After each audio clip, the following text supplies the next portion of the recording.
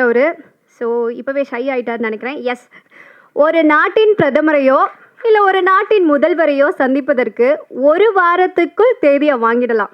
ஆனால் இவரின் தேதியோ வாங்குவதற்கு பல வருடங்கள் காத்து கிடக்கின்றார்கள் பல இயக்குனர்கள். இன்னும் சுற்றும் பூமியை விட சற்று அதிகமாகவே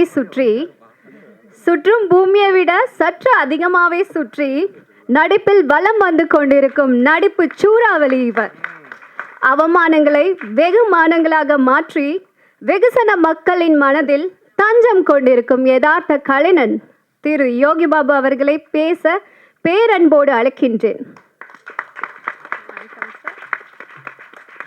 இப்படிக்கு வித்யாதரன் சார்.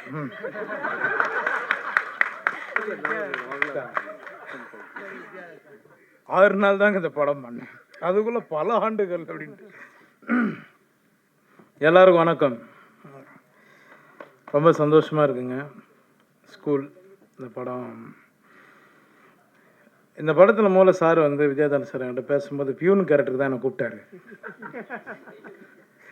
யாரோ வாத்தியார் போட்டிருக்காரு, அவர் வரல போல் தெரியுது, என்ன வாத்தியார் ஆகிட்டார்.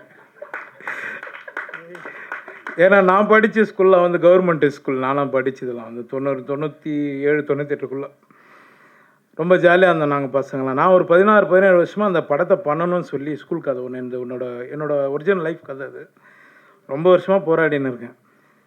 சார் கொஞ்சம் மனசு வச்சாருன்னா அடுத்து அவர் தான் ப்ரொடியூசர் ஆகிடுவார் நடிக்கிறேன். ரொம்ப சந்தோஷம் சார் எனக்கு இந்த படத்தில் வாய்ப்பு கொடுத்ததுக்கு. அப்புறம் KS ரவிக்குமார் சார், அப்புறம் தாமண்ணன் வந்திருக்காரு. முதல் முறையாக எல்லோரும் சொன்ன மாதிரி தாமண்ணன் நான் தான் ஃபஸ்ட்டு முறை அண்ணனை நான் நேரில் பார்க்குறேன். நிறைய இடங்களில் பார்த்துருக்கேன், பட் ஆனால் ஒரு ஆடியோ ஃபங்க்ஷனில் இப்போ தான் பார்க்குறேன். நான் அண்ணனை கேட்டேன், அண்ணா என்னென்ன படம் என்ன பண்ணுறீங்களா? இல்லைப்பா அப்படின்னாரு. அண்ணா பண்ணலாண்ணே அப்படின்னு. நான் இப்போது சொல்லிடலாம்லண்ணா.